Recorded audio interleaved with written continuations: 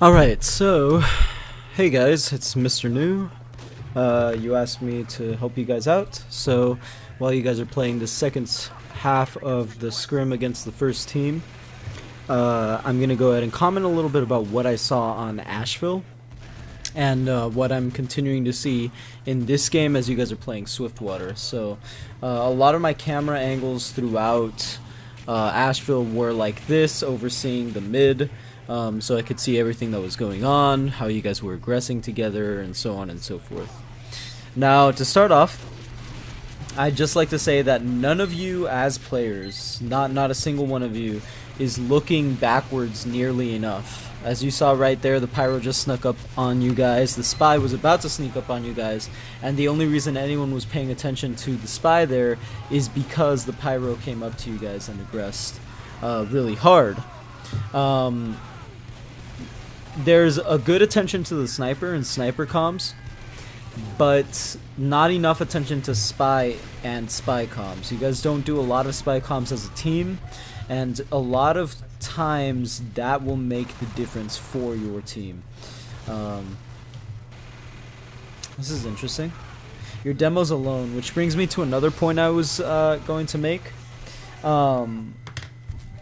The combo, your combo as a whole, is often very disconnected. The demo was alone though, now the heavy's alone, and I'm sure the medic is completely somewhere else. The medic's probably over here somewhere. Yep.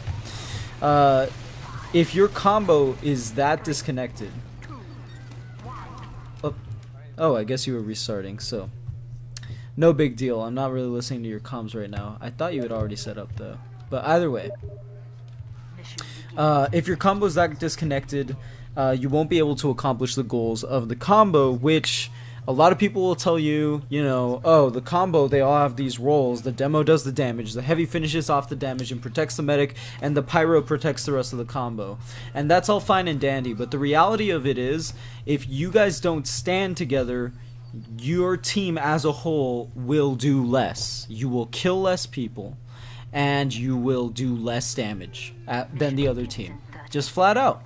I've played on many teams with awful combos that they don't stay together, and damage is worse and DM is worse, and there might be one or two star players. Our demo might outfrag everyone on the entire server, but in the end it doesn't matter unless everyone's standing together, because you need to stand together for you to shoot at the same person.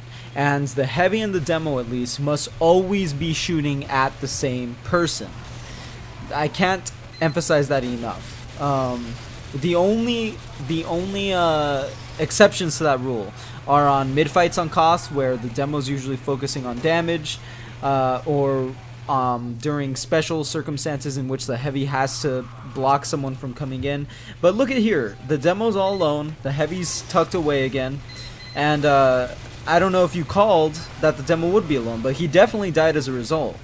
Not only because he was alone and obviously couldn't do enough damage to that heavy in time, but because he was alone and the sniper had nothing else to shoot at, so obviously he's gonna kill the demo. There's no other way for that to have played out. The demo was going to die the second he decided to stay in, while everyone else got out or needed ammo. So, positioning wise, that was a problem for the combo. From looking at you guys play, none of you are really bad players, which is good. You don't want people who are incompetent on the team. But if you don't play together, that in the long run, that's not going to matter, no matter what division you're in. Not to say you never play together, because there are moments in which you're playing together and you can absolutely demolish the other team. So, let's see what else I have written down here. The scout and soldier are often out of position. This was more noticeable second half, but if you look here, the scout's over here running around on his own. He's gonna die. He's fighting 3 people. But the soldier comes in. Now that's the ideal circumstance. You want the flank to be together. Yes, the soldier did die there, which means you guys might have been a little too aggressive. You might have wanted to take a different route, but the ideal situation is one in which both flank members are together. And at least in Asheville in the first round, that was not happening. The last 3 rounds in which you guys won, it was happening, which allowed you guys to hold the point longer. It allowed you guys to push the point more effectively. It was just better in general. So positioning for the flank is something you're going to want to work on. Making comms as a flank saying where you are is just as important as making comms as a combo saying where you are. Everyone should stay together. You're a team. Right now the scout's alone in there with the spy. Scout and spy can't do shit together. Spy isn't a DMer.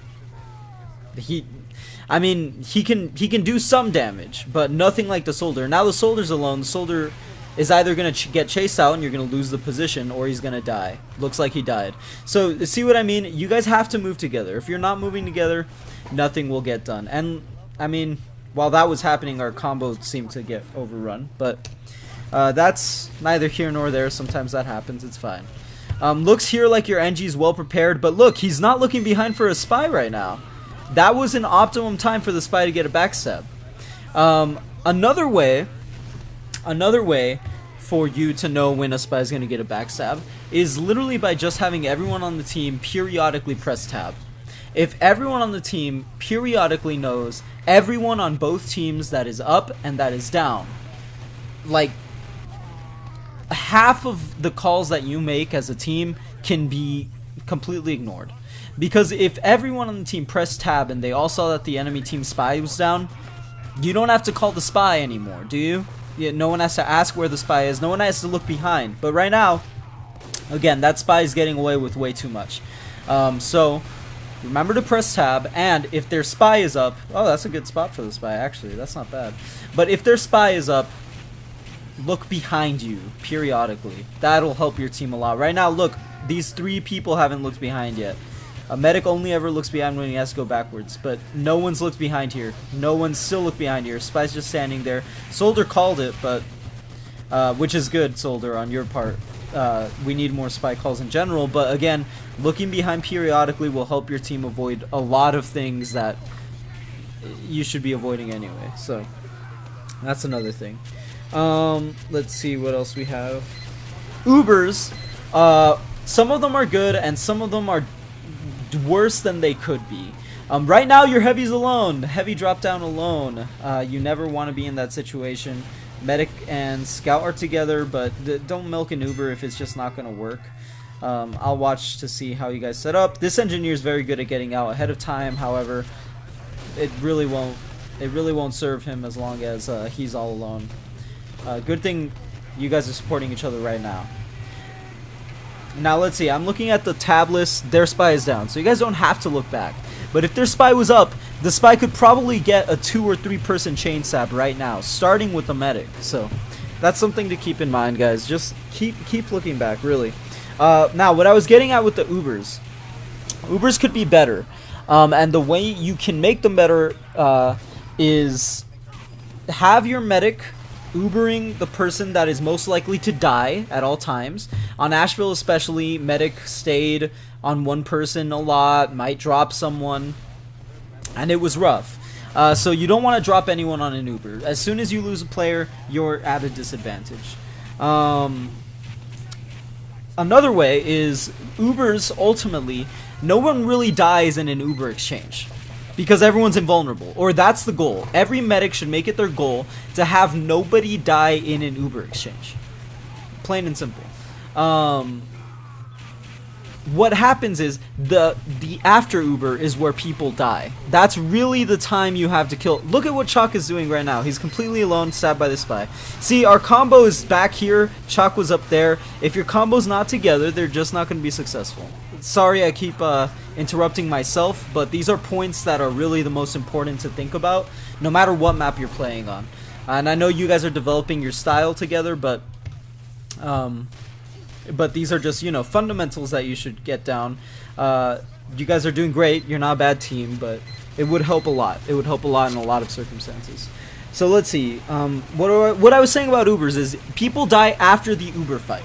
So what you want to do in an Uber exchange is you want to make sure that they aggress into you as much as possible and get as far out of position as possible, so that when they... Oh, that was a good maneuver, Chalk, going underneath.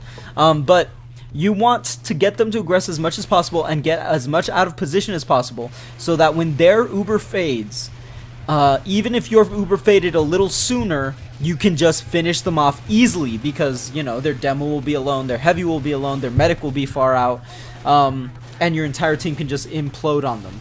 The real Uber fight is after the Uber fight. Ubers are important for pushing difficult objectives, say like sentries, but they're not the end-all be-all. That's not the only way to push. So remember, the after Uber is often more important than the Uber itself. And if you guys can keep that in mind whenever you guys are counter-Ubering or Ubering against someone, I think you'll all be in good shape. Now let's see, the sniper calls were good. You guys called the sniper a lot, but when you would call the sniper, there was no change in positioning. For example, if you imagine this side of the map is ramp on Asheville and over there is the other ramp on Asheville and the sniper was standing on ramp, you would immediately call him on ramp, and that was great. But the problem is the combo would just stay over here trying to push ramp. The sniper's watching ramp combo, in those circumstances. You can rotate around and try and avoid the sniper by pushing through shutter or through bats, and it really, that applies to every map. Again, if the sniper's watching something, you don't have to be afraid of the sniper, but you should definitely keep where the sniper is in mind when you decide what angle are you going to approach from. So that's just something to keep in mind as well. And changing your strategy because of where a sniper's standing, don't hesitate to do that. Sniper calls are more important than you think.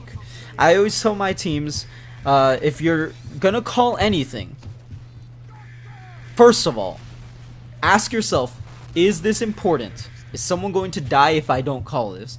Second of all, ask yourself, is it the spy or the sniper? Because really the only calls the team should need are the things that can kill you instantly, spy and sniper. As long as your medic's buffing your team, as long as you guys are in position, nothing else in the entire game should kill you.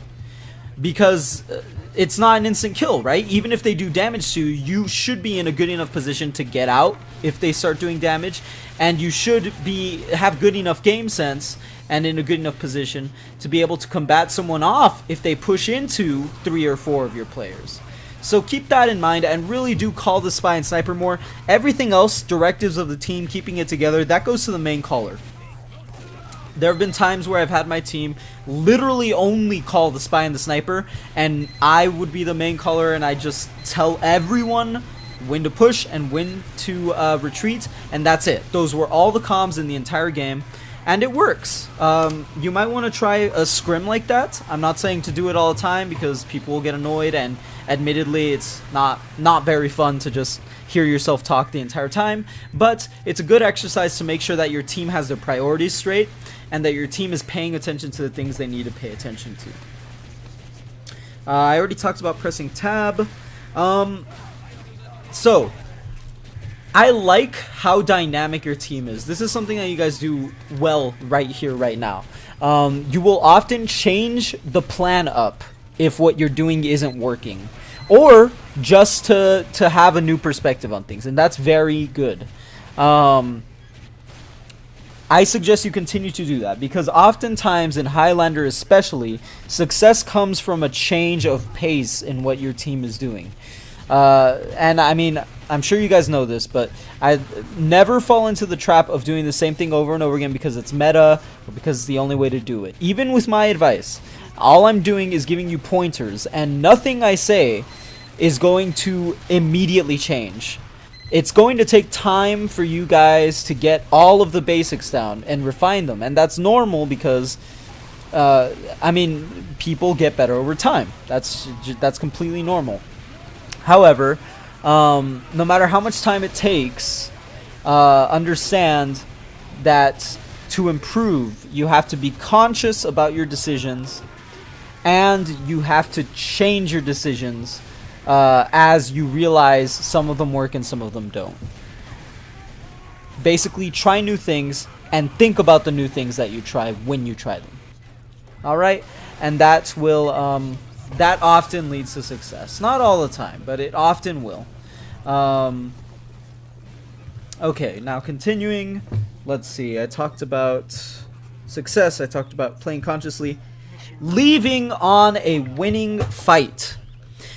This goes back to pressing tab. Because there were times, even in this Swiftwater game, and I don't know if you guys have noticed, but you can look back through any of this footage. There are times when you guys will kill 3, 4, 5 of their players, and almost none of you will die. Maybe one of you will die. That's huge player ad. And let's say 2 or 3 of you are lit after that fight. You cannot leave if you've won a fight that much. You have to be aware of how many of their players die. You have to be aware of... Why the fuck is there heavy running brass beast is my question. Anyway, you have to be aware of how many of their players die. You have to be aware of what position your team is in to fight back. You have to be aware of all these things. Because if you're not, chances are you're going to miss opportunities. They're doing a forward hold. That's why it's a brass beast. Let's see how you guys deal with this. This is interesting. I'll just keep the camera there. Anyway, I guess what I'm getting at is if you're winning, and this is a phrase I like using often, if you're winning, you deserve to win more. Doesn't matter what team you are. If you are winning, you deserve to win more. And that boils down to, when you win, do you back out? Or when you win, do you keep pushing forward? Good teams understand when they win a fight. You guys need to learn to develop that sense and understand that if you win the fight, you have to continue to win the fight. You have to push them all the way back. As long as you keep winning, you have to push them all the way back. The game really is about taking ground and being able to keep that ground. Man, this is a good first hold on their part, but their medic's gonna die here, watch. If he doesn't, you guys have done something fundamentally wrong. Oh, Jesus Christ. Don't let that medic get away. The medic got away. Yeah, it's because your demo wasn't with any of your other combo members. If Chalk was closer to the demo, that medic would have died. Just something to consider. I mean, I'm not saying either player, both the demo and Chalk, what's the demo's name? It's Funky? Both Funky and Chalk, you guys are both doing really well. You're very good players. I can see you guys know your classes. But again, like I said before, if you don't play together, nothing's gonna happen. And that goes for the scout too, and the soldier, and you know, anyone on the team. You have to play with someone. You have to play with the team. Let's see. I forgot what I was talking about. You should know when you're winning a fight, and when you're winning a fight, you should push into them. It's that simple. Let's see. The next thing I have is that the other team will stand in empty ground, as you should as well. So basically, if you leave the point open on a Koth map or on here, on Swiftwater, on payload, on capture points, whatever you're playing, if you leave the point wide open, the team is just going to stand on it. Because you're giving it to them for free. So when you guys capture a point, especially in Koth, don't just run away and be passive. Stand on the point or stand near the point so that you can defend it without getting killed, and so that you can defend it in general. You want to keep that point for a long time, so why would you leave the point right after you capture it? The payload is pretty much the same thing. When you see that their team isn't defending their payload adequately, that's when you start pushing. And vice versa. If you're not defending adequately, they'll push into you. And that's really the game. Let's see. Okay, so if they Uber into you and you guys don't have an Uber, that doesn't mean everyone should run away immediately. What that means is that you should try... First of all, you should improve your movement if you're dying when they Uber into you, because ultimately, you can probably use your good movement as a player to get out of the way if they're trying to kill you, right? So improve your movement, and if they Uber into you, don't run away. Instead, I want for you to bait their team so that they get out of position, so again you can win the post Uber fight. Okay. And that's all I have. That's all I have for general team comments. I have to go because I have a scrim, but I wish you guys the best of luck. This video will stay up for a bit if you guys want to rewatch it. Let me know if you ever want me to help you guys out in any other way. See ya.